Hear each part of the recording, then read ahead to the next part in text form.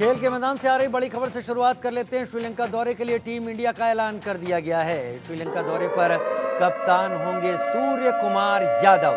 टी20 team के कप्तान होंगे सूर्य कुमार यादव। टी20 टीम के उप कप्तान होंगे शुभमन गिल। 3 मैचों की वनडे सीरीज में रोहित शर्मा ही कप्तान रहेंगे, क्योंकि रोहित शर्मा, विराट कोहली, रविंद्र जडेजा ने संन्यास ले लिया था टी20 वर्ल्ड कप जीतने के बाद, और अब टी20 वर्ल्ड कप की कप्तानी सूर्य कुमार यादव को सौंपी गई है। नई खेप नई पौध के रूप में शुभमन गिल को टी20 की उप कप्तानी सौंपी गई है। वहीं वनडे की बात करें तो वनडे सीरीज में रोहित शर्मा ही अभी कप्तानी करेंगे। विराट कोहली भी वनडे सीरीज में खेलेंगे। श्रीलंका दौरे पर टीम इंडिया पहुंच रही है 3 टी20 और 3 वनडे के लिए। और इधर श्रीलंका दौरे के लिए बीसीसीआई ने गुरुवार को टी20 और वनडे टीम का ऐलान कर दिया। टी20 की कमान सूर्य कुमार यादव को सौंप दी। वनडे टीम की कमान रोहित शर्मा ही संभालेंगे। विराट कोहली भी टीम में शामिल रहेंगे। श्रीलंका में टीम इंडिया 3 टी20 मैचों की सीरीज खेलेगी। पहला मुकाबला पल्ले केले में 27 जुलाई को शाम 7 बजे से खेला जाएगा। वनडे सीरीज की शुरुआत 2 अगस्त से श्रीलंका की राजधानी कोलंबो से होगी। उधर भारतीय टीम ने आखिरी बार 2021 में श्रीलंका का दौरा किया था। टीम ने 3 वनडे और 3 टी20 मैचों की सीरीज खेली थी। 3 मैचों की वनडे सीरीज में भारत 2-1 से जीत गया था, लेकिन टी20 सीरीज में भारत को 2-1 से हार झेलनी पड़ी थी। हार्दिक को इस बार टी20 की कप्तानी नहीं दिए जाने की वजह उनकी फिटनेस को बताया जा रहा है। पिछले 1 साल में हार्दिक चोट के कारण कई मैच मिस कर चुके हैं। टीम इंडिया के कोच गौतम गंभीर टी20 कप्तानी में लॉन्ग टर्म ऑप्शन चाहते हैं। 2018 में मुंबई इंडियंस से जुड़ने से पहले सूर्य कुमार यादव 4 साल तक कोलकाता नाइट राइडर्स के उप कप्तान रहे। इस दौरान गंभीर टीम के कप्तान थे। 2018 में मेगा ऑक्शन में मुंबई इंडियंस ने 3 करोड़ 20 लाख की बोली लगाकर उन्हें अपनी टीम में शामिल किया था। मनोज जोशी जी स्पोर्ट्स एडिटर के तौर पर हमारे साथ इस वक्त जुड़ गए हैं।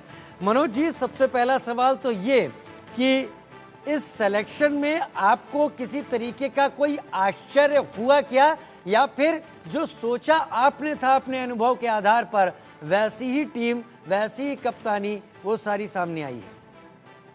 देखिए राजीव जी, 2 दिन से जो घटनाक्रम चल रहा था और जिससे बिल्कुल ये चीजें क्लियर हो चुकी थी कि सूर्य कुमार यादव ही कप्तान बनने जा रहे हैं, और उसकी बड़ी वजह थी कि गौतम गंभीर और रंजीत आगरकर दोनों चाहते थे कि सूर्य कुमार यादव ही कप्तान बने, क्योंकि उनकी एक तो लोकप्रियता बहुत अच्छी है, जैसे रोहित शर्मा की है। उनकी पीठ पीछे भी कोई कुछ उनके लिए नहीं बोलता, और वही कुछ सूर्य कुमार यादव के साथ है। ड्रेसिंग रूम का माहौल बहुत अच्छा रहता है, क्योंकि उन्होंने साउथ अफ्रीका के खिलाफ कप्तानी की जब सीरीज 1-1 से बराबर रही। उन्होंने ऑस्ट्रेलिया के खिलाफ कप्तानी की जो जिसमें भारत जो है जीता। लेकिन हार्दिक पांड्या का तजुर्बे के हिसाब से देखा जाए तो अनुभव बहुत ज्यादा था, लेकिन फिटनेस का इशू जैसा कि अभी आपने बताया वो उसको आड़े आया उनके। और लेकिन यहाँ सवाल ये उठता है कि भाई टी20 वर्ल्ड कप जो हुआ उसमें तो वो पूरी तरह से फिट थे। हालिया अगर उनकी फिटनेस देखी जाए, उससे पहले आईपीएल हुआ उसमें भी वो पूरी तरह से फिट थे। फिटनेस तो एक बहाना है, क्योंकि अनफिट तो सूर्य कुमार यादव भी हुए। उनके भी हर्निया का ऑपरेशन हुआ है, वो भी टीम से बाहर रहे हैं समय समय पर। तो क्योंकि ये दोनों चाहते थे, जय शाह साहब ने हालांकि पैरवी की हार्दिक पांड्या की, लेकिन सूर्य कुमार यादव ज्यादा उसमें फिट बैठे, और क्योंकि दोनों दिग्गज चाहते थे कि ये इसमें शामिल उनको किया जाए कप्तान के तौर पर। ये आश्चर्य इसलिए नहीं लगा क्योंकि 2 दिन पहले से ही इसकी भूमिका तैयार हो गई थी, लेकिन आश्चर्य इस बात पे हुआ कि अभिषेक शर्मा, जो कि जिन्होंने अभी जिम्बाब्वे में के हालिया दौरे में सेंचुरी बनाई, उनका टीम में कहीं नाम नहीं है। ऋतुराज गायकवाड़, जिन्होंने 2 शानदार अच्छी पारियां खेली, शानदार पारियां खेली, उनका नाम इस पूरी टीम में नहीं है, ना टी20 में ना ओडीआई में। संजू सैमसन, जिन्होंने पिछले वर्ल्ड कप में क्षमा कीजिएगा, पिछले जो सीरीज थी भारत की वनडे की सीरीज, उसमें उन्होंने सेंचुरी बनाई थी संजू सैमसन ने, लेकिन उनका नाम वनडे की टीम में नहीं है, टी20 के में ही रखा गया है, और टी20 में उनको मौका मिलने वाला नहीं है, क्योंकि सामने उनके साथ जो है ऋषभ पंत वहां पर मौजूद हैं। तो यही T20 वर्ल्ड कप में उनके साथ हुआ। वो बेचारे अच्छा परफॉर्मेंस तभी करते हैं जब उनको कभी कोई मौका मिलता है। अब उनको मौका मिलेगा या नहीं मिलेगा, इसको लेकर मुझे लगता है टीम प्रबंधन को भी थोड़ा लचीला रुख अपनाना पड़ेगा। थोड़ा लचीला रुख यहाँ पर अपनाना पड़ेगा। लेकिन मैं अब आ जाता हूँ सीधे सीधे क्रिकेट और श्रीलंका के बीच भारत के इस मुकाबले को लेकर। 2021 के बाद भारत ये दौरा करने जा रहा है श्रीलंका में। श्रीलंका की टीम का प्रदर्शन हमने T20 चैंपियनशिप के वर्ल्ड कप के दौरान भी देखा था। मुकाबला किस तरीके का होने की उम्मीद है और भारत के किन खिलाड़ियों पर आपकी नज़र रहेगी? देखिए, अच्छी बात तो है। जहां तक अगर हम वनडे क्रिकेट की बात करें तो उसमें विराट कोहली हैं, रोहित शर्मा है, दोनों आ गए हैं। दोनों के लिए आग्रह किया गया था कि आप टीम में आए, क्योंकि एक अमेरिका बैठे हुए थे, एक लंदन बैठे हुए थे। वो अपनी छुट्टियां कैंसिल करके यहाँ पर आए हैं। तो भारत ने, एक तो अच्छी बात यह है कि बहुत गंभीरता दिखाई है इस दौरे के चयन के लिए, भारतीय टीम के लिए। तो अब क्योंकि श्रीलंका की टीम जो है अपने मुल्क में काफी अच्छा प्रदर्शन करती रही है। स्पिन फ्रेंडली विकेटें होंगी, तो वहां हमारे स्पिनर्स की भूमिका बढ़ जाएगी। वाशिंगटन सुंदर को दोनों फॉर्मेट में शामिल किया गया है। एक आपने गौर किया होगा कि भारतीय टीम में ज्यादातर उन खिलाड़ियों को तवज्जो दिया गया है जो बैटिंग बॉलिंग दोनों कर सकते हो, जो बैट्समैन बॉलिंग कर सकते हो या जो बॉलर बैटिंग कर सकते हो। वाशिंगटन सुंदर को यही बात ध्यान में रखते हुए टीम में चुना गया। और तो और रियान पराग को भी इसी बात को ध्यान में रखते हुए टीम में चुना गया। हालांकि मुश्ताक अली ट्रॉफी में उन्होंने बेहतरीन प्रदर्शन किया और उसके बाद आईपीएल में उनका बहुत अच्छा प्रदर्शन रहा, लेकिन जिम्बाब्वे दौरे पर उन्हें उतने मौके नहीं मिल पाए। वो बॉलिंग भी कर लेते हैं, लेग स्पिन बॉलिंग करते हैं और मुश्ताक अली ट्रॉफी में उन्होंने काफी विकेट भी चटकाए हैं। तो उनका चयन दोनों टीमों में किया गया है। तो अब क्योंकि 2026 पर नजरें हैं, 2026 के T20 वर्ल्ड कप पर और 2025 की चैंपियंस ट्रॉफी पर, उन दोनों चीजों को ध्यान में रखते हुए टीम का चयन किया गया है। दूरदर्शी सोच दिखाई गई है। लेकिन अब वही है कि टीम में, क्योंकि ज्यादातर खिलाड़ी तो उतने ही चुने जाएंगे ना, 15-15 खिलाड़ी चुने जाएंगे दोनों टीमों में। तो ऐसी स्थिति में बजाय कि उसको दौरे में घुमा के लेके आए, उससे अच्छा है कि उनको ड्रॉप करके आप कुछ खिलाड़ियों को आप बाद की किसी सीरीज में टीम में शामिल करें। तो वही कुछ कोशिश की गई है इस बार। हार्दिक पांड्या को लेकर आप क्या सोचते हैं मनोज जी? हार्दिक पांड्या अपने निजी जीवन में भी उलझे हुए हैं और हेल्थ वाइज भी वो ठीक नहीं रहे हैं पिछले कुछ दिनों के दौरान। क्या ये माना जाए कि हार्दिक पांड्या अब उनके रिप्लेसमेंट की तलाश शुरू कर दी गई है?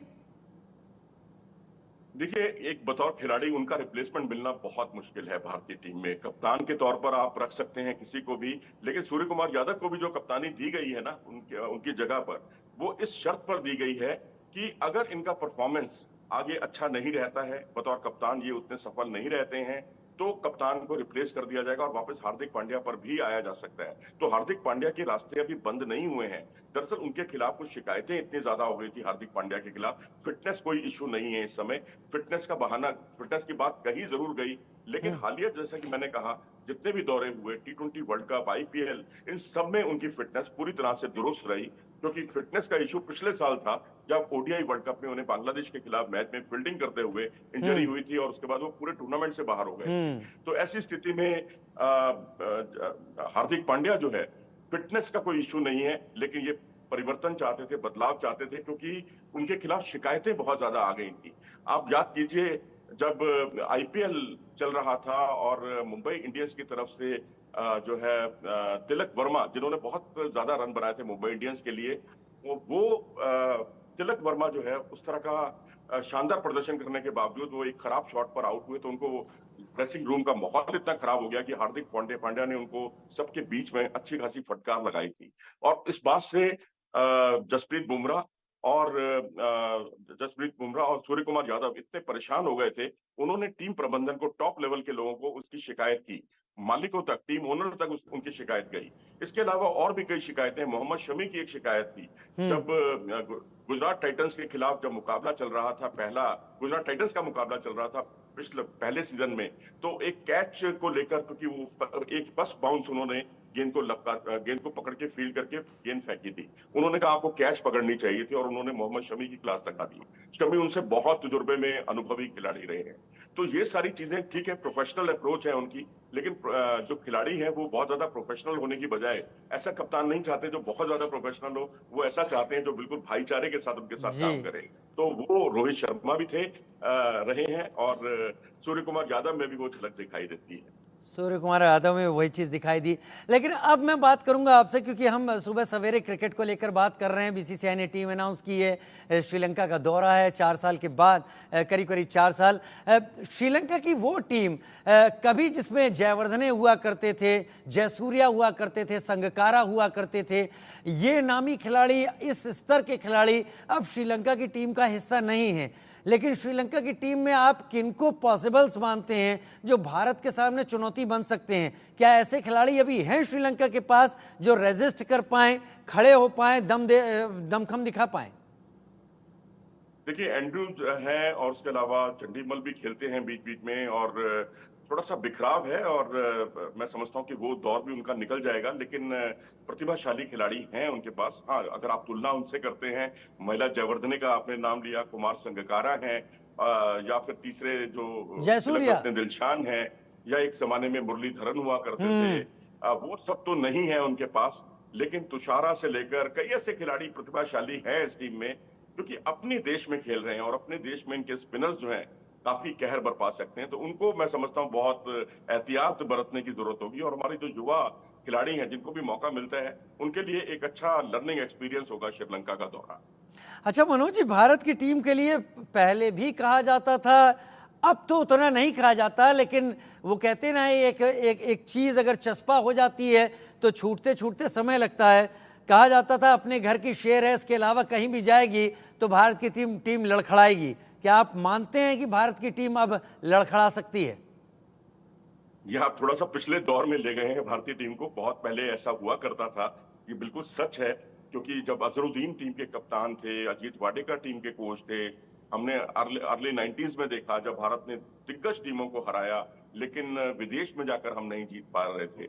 लेकिन सौरभ गांगुली जब टीम के कप्तान बने, तो ये मिथ जो है टूटा धीरे धीरे। और उसके बाद महेंद्र सिंह धोनी की अगुवाई में हमने जिस तरह से न्यूजीलैंड में 41 वर्षों के बाद कोई सीरीज जीती, वो अपने आप में काबिले तारीफ था, एक इतिहास रचा गया। और उसके बाद विराट कोहली की कप्तानी में जब हम ऑस्ट्रेलिया गए और ऑस्ट्रेलिया को ऑस्ट्रेलिया में हराया, तो पहले तो हमारा ये कहकर महत्व कम करने की कोशिश की गई, खासकर पाकिस्तान के कुछ खिलाड़ियों ने, वकार यूनिस भी उनमें से एक थे, कि इसमें दिग्गज खिलाड़ी नहीं है, इसमें स्टीव स्मिथ नहीं थे, इसमें वार्नर नहीं थे, इसलिए भारत ने कमजोर ऑस्ट्रेलिया टीम को हरा दिया। लेकिन जब दूसरा दौरा था, तो उसमें भी भारत ने ऑस्ट्रेलिया को हराया। ये कुछ तुक्का नहीं था, ये बात साबित कर दी भारतीय खिलाड़ियों ने। और ऑस्ट्रेलिया को ऑस्ट्रेलिया में लगातार 2 बार हराना बॉर्डर गावस्कर ट्रॉफी में एक बेमिसाल था। और वो भी तब जबकि भारत के पास के ज्यादातर खिलाड़ी चोटिल हो गए थे उस दौरे में, और हमने ढूंढ ढूंढ के अपने प्लेयर इकट्ठे किए। यानी जो हमारे पास जो नेट बॉलर थे, उनको हमने खिलाया, हमने नटराजन को खिलाया, हमने वाशिंगटन सुंदर को खिलाया, और यही एसेट साबित हो गए भारतीय टीम के लिए। और नटराजन तब अकेले ऐसे भारतीय खिलाड़ी थे जिन्होंने तीनों फॉर्मेट में एक ही दौरे में डेब्यू किया, और वो भी बेहतरीन उनके प्रदर्शन के साथ। बाएं हाथ के तेज गेंदबाज हुआ करते थे, तो उस वक्त हमने हराया उनको। तो उसके बाद ये सिलसिला चला, और ऑस्ट्रेलिया को ऑस्ट्रेलिया में हराना, इंग्लैंड को इंग्लैंड में हराना, सीरीज नहीं जीते, लेकिन हमने उन पर बढ़त बनाई वहां पर जाकर। लेकिन यही है कि अब श्रीलंका को भी हम हरा चुके हैं, पहले ऐसा नहीं है। लेकिन श्रीलंका की जो घुमावदार पिचें हैं, उनकी ताकत भी वही है जो भारत की ताकत है। तो वो ओवरसीज कंडीशंस जो होती हैं, ऑस्ट्रेलिया, साउथ अफ्रीका, न्यूजीलैंड की एकदम अलग होती है, या इंग्लैंड की एकदम अलग होती है, श्रीलंका की बिल्कुल अलग होती हैं, हमसे काफी मेल खाती हैं। तो इसलिए अक्षर पटेल और वाशिंगटन सुंदर और कुलदीप यादव, इन खिलाड़ियों का महत्व अपने आप बढ़ जाता है। इनका महत्व अपने आप बढ़ जाता है, आप सही कह रहे हैं। लेकिन सब कॉन्टिनेंट की जो बात करें, सब कॉन्टिनेंट वैसे हर खेल का प्रेमी इस चीज़ पर ज़्यादा गौर नहीं करता। वो ये देखता है कौन कैसा प्रदर्शन कर रहा है। कई फैक्टर्स होते हैं जो असर डालते हैं प्रदर्शन पर। आजकल बारिश का मौसम चल रहा है, मानसून का सीज़न है, और इससे श्रीलंका पूरी तरह से तो नहीं, लेकिन थोड़ा थोड़ा असर वहाँ भी है, अछूता तो नहीं है। तो क्या ये सब असर डालेगा मैचेस में, T20 और वनडे में? देखिए जी, थोड़ा बहुत तो असर पड़ सकता है, बिल्कुल। और किस तरीके का असर पड़ सकता है जी? और किस तरीके का असर पड़ सकता है मौसम के इस बदलाव का?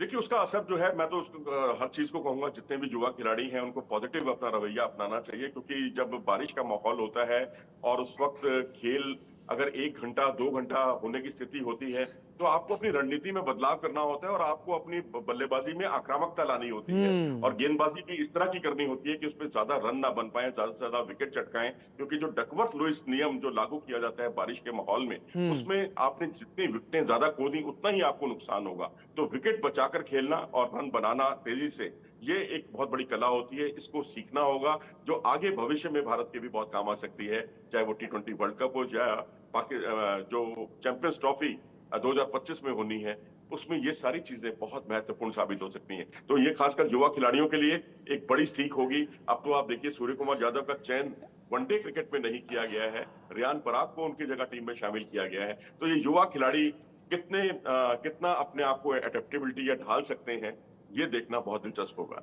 मुझे थोड़ी सी हंसी आ गई अभी कि आपने जैसे ही जिक्र किया कि चैंपियंस ट्रॉफी जो 2025 में होनी है, सोशल मीडिया पे काफी बज है, ये होनी है कि नहीं होनी है? मनोज जी, आप ये भी बता दीजिए और कहाँ होनी है? अब एक दो दिन के अंदर अंदर रहस्य से पर्दा उठ जाएगा, क्योंकि कोलंबो में जो है आईसीसी की बैठक होने वाली है और वहां पर जय शाह साहब पहुंच चुके हैं। कल वो उनकी रवानगी थी और अब इस मीटिंग में ये मुद्दा बहुत गरमाने वाला है कि क्योंकि बांग्लादेश ने भी कह दिया है, अफगानिस्तान ने भी कह दिया है, उनके क्रिकेट बोर्डों ने, कि अगर भारत वहां नहीं आएगा तो हम भी नहीं आएंगे।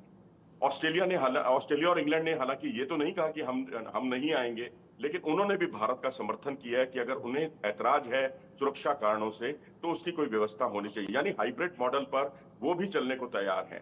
तो अब जाहिर सी बात है, जब ऑस्ट्रेलिया और इंग्लैंड के बोर्ड भी इस तरह से सामने आ गए हैं, भारत के पक्ष में आ गए हैं, तो ऐसी स्थिति में इंडिया जो है, क्या एक चांस आपको लगता है कि पीसीबी हाइब्रिड मॉडल के लिए तैयार हो सकती है, क्योंकि एक बड़ा रेवेन्यू जुड़ा हुआ है इस सबसे? जी हाँ, बिल्कुल होना पड़ेगा जी। एक तो बड़ी क्लियर बात है कि ये कोई टूर्नामेंट पाकिस्तान का नहीं है, पाकिस्तान क्रिकेट बोर्ड का नहीं है, ये आईसीसी का टूर्नामेंट है। वो सिर्फ एक मेजबान है और उनको वही करना होगा जो आईसीसी मानेगी। आईसीसी ही तय करेगी कि हाइब्रिड मॉडल होगा या नहीं होगा। चलो, एशिया कप था, वो हाइब्रिड मॉडल पर हुआ, वो आईसीसी के अंडर नहीं आता था, वो एशियन क्रिकेट काउंसिल के अंडर आता था। लेकिन अब जो है आईसीसी ही तय करेगी, जब वो देखेगी ऑस्ट्रेलिया इंग्लैंड का समर्थन है, भारत उसमें इन्वॉल्व है, भारत नहीं चाहता वहां जाकर खेलना सुरक्षा कारणों से, और वहीं बांग्लादेश और अफगानिस्तान वो भी इसका विरोध कर चुके हैं। तो ऐसी स्थिति में पाकिस्तान अकेला अलग थलग पड़ गया है। कहीं पाकिस्तान के हाथ से चैंपियंस ट्रॉफी ही ना छिन जाए, ये एक बड़ा सवाल होगा। लेकिन आईसीसी मुझे लगता है बीच का रास्ता निकालेगी और बीच का रास्ता है हाइब्रिड मॉडल। बीच का रास्ता है ब्रिनोला। मनोज जी, सुबह सवेरे इस जानकारी के साथ हमारे साथ जुड़ने के लिए आपका बहुत धन्यवाद। खेल के मैदान का रुख करने के